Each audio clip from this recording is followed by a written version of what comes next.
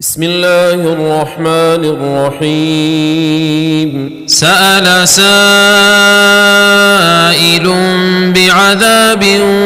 واقع للكافرين ليس له دافع من الله ذي المعارج تعرج الملائكة والروح إليه في يوم كان مقداره 50,000 سنة فاصبر صبرا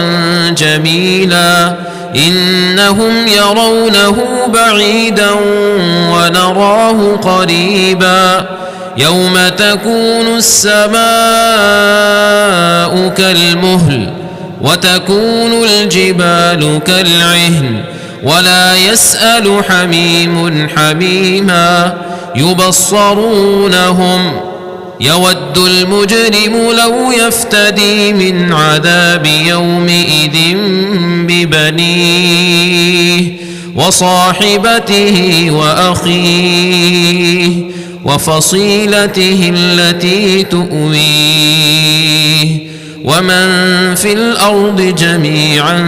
ثم ينجيه كلا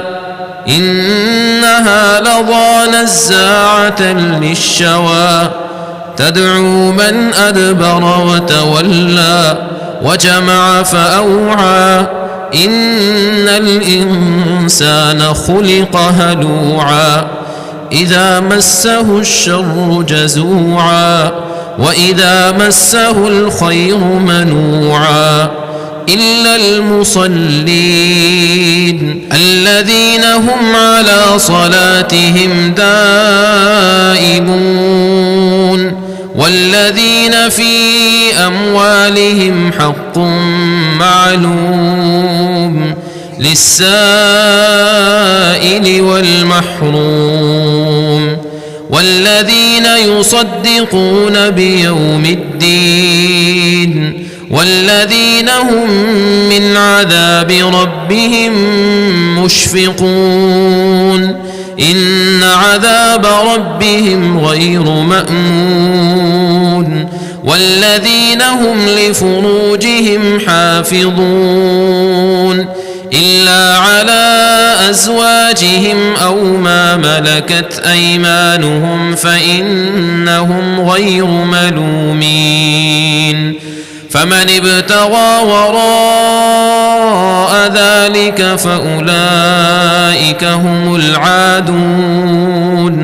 والذين هم لأماناتهم وعهدهم راعون والذين هم بشهاداتهم قائمون والذين هم على صلاتهم يحافظون أولئك في جنات مكرمون فما للذين كفروا قبلك مهطعين عن اليمين وعن الشمال عزين أيطمع كل امرئ منهم أن يدخل جنة نعيم كلا إنا خلقناهم مما يعلمون فلا أقسم برب المشارق والمغارب إنا لقادرون على أن نبدل خيرا منهم وما نحن بمسبوقين